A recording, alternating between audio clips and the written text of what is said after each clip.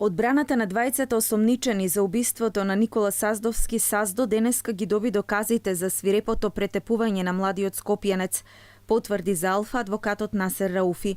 Откако двајцата притвореници ќе ги разгледаат доказите, ќе може пред обвинител да ја дадат и својата одбрана за критичниот 29 јуни, кога го нападнаа Саздо и го претепаа до смрт.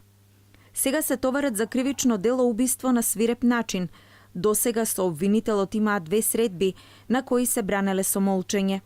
Трето осомничениот е во бегство. Минатата недела, откако Алфа објави дека скоро по цел месец по него нема распишано потерница, обвинителството нареди МВР да ја распише истата и по 30 дена од убиството, Јетон Љужа се бара со меѓународна потерница. Во јавноста се свртеа многу шпекулации дека бегалецот наводно избегал во Шведска каде имал роднини. Саздо беше претепан до смрт на 29 јуни. Критичниот ден полицијата ги уапси Скендер Д и Бесир Б, двајцата од Скопје, а Љужа избега.